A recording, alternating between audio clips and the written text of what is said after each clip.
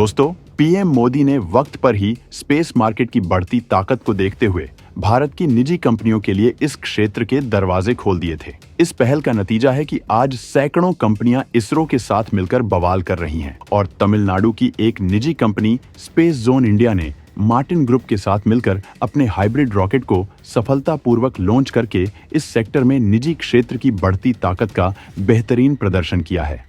Company ने अपने rocket के जरिए 3 क्यूब उपग्रह और 50 पिको उपग्रह को सफलतापूर्वक सब ऑर्बिटल ट्रैजेक्टरी में स्थापित किया है।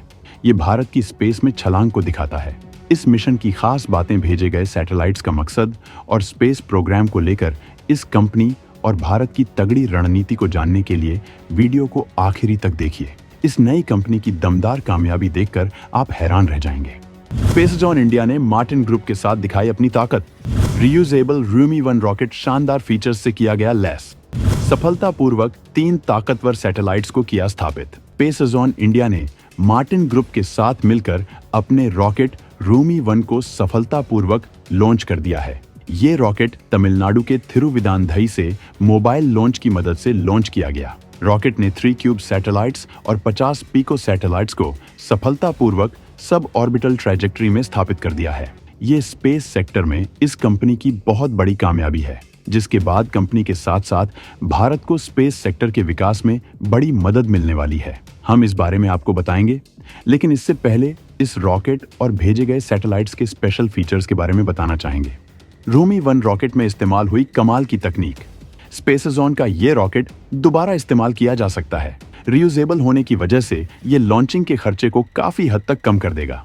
इस्तेमाल के बाद इसकी सुरक्षित लैंडिंग के लिए इसमें CO2 ट्रिगर पैराशूट सिस्टम का इस्तेमाल किया गया है। कृषि विकास के साथ साथ बाढ़ और भूकंप जैसे खतरों से निपटने में बेहद मददगार साबित होगा रूमी 1।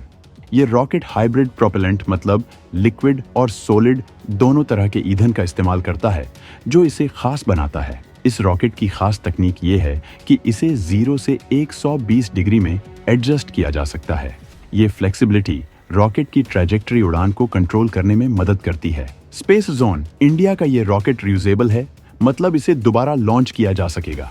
इसी वजह से इसे कई ऐसे फीचर्स से लैस किया गया है जिससे इसे सफलतापूर्वक दोबारा इस्तेमाल करने में कोई दिक्कत न हो और इसकी वापसी में कंपोनेंट को कोई नुकसान न हो। इस रियूजेबल हाइब्रिड रॉकेट में CO2 ट्रिगर पैराशूट सिस्टम लगा है। इसकी मदद से रॉकेट के विभिन्न कंपोनेंट सुरक्षित समुद्र पर वापस लैंड कर सकते हैं। इसके चलते अंतरिक्ष लॉन्च की लागत कम होगी, क्योंकि इस रॉकेट के तमाम कंपोनेंट को दोबारा इस्तेमाल किया जा सकेगा। इसे फिर से लॉन्चिंग के लिए तैयार किया जा सकेगा और इसके जरिए सैटेलाइट लॉन्चिंग की जा सकेगी। कंपनी ने इस मिशन के जरिए कई लक्ष्यों पर काम किया है, जिससे न केवल भारत के स्पेस सेक्टर का विकास होगा, बल्कि इसकी मदद से कृषि के विकास के साथ साथ आपदाओं से निपटने में भी मदद मिलेगी। सटीकता और लागत को कम करने के लिए इसमें लिक्विड ऑक्सीडाइजर और ठोस ईंधन दोनों को मिलाकर इस्तेमाल किया गया है। हाइब्रिड रॉकेट ठोस रॉकेट और तरल रॉकेट के तमाम नुकसानों से बच जाते हैं। इसी वजह से इनका इस्तेमाल बढ़ रहा है। इसका फायदा ये होता है कि इससे ईंधन को हैंडल करने की दिक्कत से बचा जा सकता है। वहीं इससे टेक्निकल मुश्किलों से भी बचा जा सकता है, क्योंकि अंतरिक्ष में ईंधन का फार्म ठोस या तरल होना कई दिक्कतें पैदा करता है, क्योंकि ग्रेविटी न होने की वजह से इन्हें संभालना मुश्किल होता है। इसी वजह से हाइब्रिड ईंधन पर जोर दिया जा रहा है। हालांकि ईंधन और ऑक्सीडाइजर को मिलाना काफी मुश्किल है। वायुमंडल की मौजूदगी तक तो कोई दिक्कत नहीं होती है, लेकिन वायुमंडल के बाहर जाते ही ईंधन के दहन के लिए ऑक्सीडाइजर की जरूरत होती है। स्पेस जोन इंडिया ने अपने रॉकेट की बॉडी को बनाने के लिए कार्बन फाइबर एयर फ्रेम का इस्तेमाल किया है। इस लॉन्चिंग के जरिए जिन 3 सैटेलाइट को पृथ्वी के सब ऑर्बिटल ट्रैजेक्टरी में स्थापित किया गया है, उन्हें अलग अलग मकसद से तैयार किया गया है। इन सैटेलाइट को खास तौर से यूनिवर्सल रेडिएशन तीव्रता, UV रेडिएशन स्पीड, हवा की क्वालिटी और तमाम एनवायरनमेंट हालातों पर निगरानी और डेटा स्टोर करने के लिए डिजाइन किया गया है, जो कृषि, पर्यावरण निगरानी और आपदा प्रबंधन जैसे कामों में मदद करेंगे। ये हाइब्रिड रॉकेट भारत की अंतरिक्ष यात्रा में बहुत बड़ा अचीवमेंट है। एरोस्पेस तकनीक में नई ऊंचाइयां छू रही तमिलनाडु की उभरती Aerotech company space zone India के रूमी 2024 ने इतिहास रच दिया है। जो भारतीय एरोस्पेस इंडस्ट्री में मील का पत्थर साबित होगा।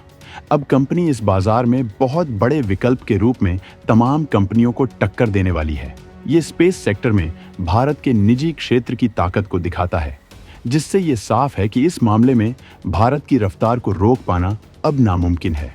वहीं इसरो ने दुनिया के अंतरिक्ष बाजार में अपना टारगेट भी सेट कर लिया है।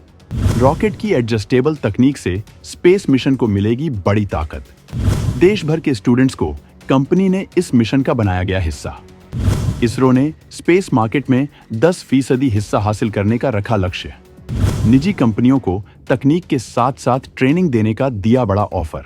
इस रॉकेट की खास तकनीक यह है कि इसे 0 से 120 डिग्री में एडजस्ट किया जा सकता है। ये फ्लेक्सिबिलिटी रॉकेट की ट्रैजेक्टरी उड़ान को कंट्रोल करने में मदद करती है। ये तमाम मिशंस में बेहद उपयोगी साबित होने वाला है। इस तकनीक का इस्तेमाल किसी पेलोड को किसी खास ऑर्बिट में स्थापित करने या सब ऑर्बिटल एक्सपेरिमेंट में किया जा सकता है। कंपनी ने इस मिशन में देश भर के तमाम स्टूडेंट्स को शामिल किया। ये स्टूडेंट स्पेशली सरकारी स्कूलों के हैं। इसके पीछे कंपनी का मकसद स्पेस तकनीक में भावी पीढ़ी के वैज्ञानिकों को एक्सपीरियंस दिलाना था। तमाम छात्रों को इसके जरिए स्पेस तकनीक का अनुभव दिया गया, जिससे वो इस सेक्टर में आने के लिए इंस्पायर हो सके। स्टूडेंट में इसके लिए इंटरेस्ट जगाने के लिए सैटेलाइट तकनीक पर फ्री वर्कशॉप ट्रेनिंग दिलाई गई। इस तरह की कोशिशें आने वाले वक्त में भारत को अंतरिक्ष में बेहद मजबूत बनाने वाली हैं। भारतीय अंतरिक्ष अनुसंधान केंद्र के प्रमुख एस सोमनाथ के मुताबिक भारत आने वाले वक्त में स्पेस मार्केट में 45 बिलियन तक हासिल कर सकता है, जो अभी 9 बिलियन हासिल कर पाया है। 16 अगस्त को SSLV की तीसरी विकास उड़ान के बाद ही इसरो चीफ सोमनाथ ने घोषणा की थी कि लॉन्चिंग व्हीकल का विकास पूरा हो गया है और रॉकेट बड़े पैमाने पर प्रोडक्शन के लिए निजी उद्योगों को ट्रांसफर करने के लिए तैयार है, जिसके बाद से 10 से ज्यादा कंपनियां इसे हासिल करने की दौड़ में अब तक शामिल हो चुकी हैं और आगे और दावेदारियां आने की संभावना है। इस तकनीक और ट्रेनिंग की फैसिलिटी के लिए संबंधित कंपनी को इसका शुल्क देना होगा। इसी वजह से इस मामले में सक्षम कंपनियां ही इस नीलामी में शामिल होंगी। इसरो में कंपनियों के सिलेक्शन के लिए नीलामी प्रक्रिया होगी और कुछ कंपनियों को सेलेक्ट करके उन्हें सुविधाएं दी जाएंगी, जिससे वो रॉकेट तैयार कर सकें और अपना लॉन्चिंग सेंटर भी बना सकें। SSLV के बाजार में आते ही इसकी तकनीक हासिल करने के लिए भारतीय कंपनियों में होड़ मच गई है, जिसके लिए नीलामी के द्वारा चयन किया जाएगा। अभी तक 10 से ज्यादा कंपनियां इसे हासिल करने के लिए आगे आ चुकी हैं, जबकि और तमाम प्रपोजल आने की उम्मीद है। इसकी वजह यह है कि सैटेलाइट के बाजार में छोटे सैटेलाइट्स को लॉन्च करने की जरूरत ज्यादा होती है। ज्यादातर कंपनियां छोटे सैटेलाइट ही लॉन्च करवाती हैं। कई देश अपने बड़े मिशंस में ही बड़े विशाल सैटेलाइट्स को लॉन्च करवाती हैं। ऐसा नहीं है कि भारत के पास ऐसी क्षमता नहीं है। भारत के पास भारी सैटेलाइट्स के लिए GSLV और LVM-3 रॉकेट मौजूद है, जबकि इससे भी ताकतवर रॉकेट बनाया जा रहा है, जिससे SpaceX के Falcon 9 का बाजार भी छीना जा सके।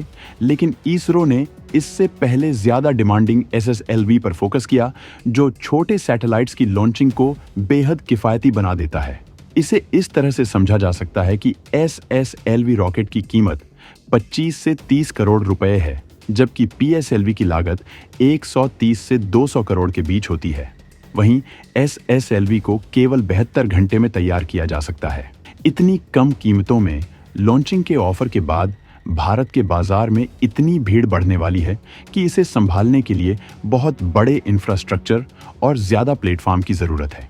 इसी वजह से इस मौके का फायदा उठाने से कोई कंपनी पीछे नहीं रहना चाहती है। ये अंतरिक्ष में भारत की बहुत बड़ी उड़ान को दिखाता है। इस वक्त जहां इसरो तमाम पर्पज से विभिन्न क्षमताओं से लैस भारी तादाद में सैटेलाइट बना रहा है, वहीं चंद्रयान 4 और चंद्रयान 5 की भी तैयारियों में जुट गया है, जिससे आने वाले वक्त में भारत को अंतरिक्ष ताकत की वजह से दुनिया में पीछे न होना पड़े।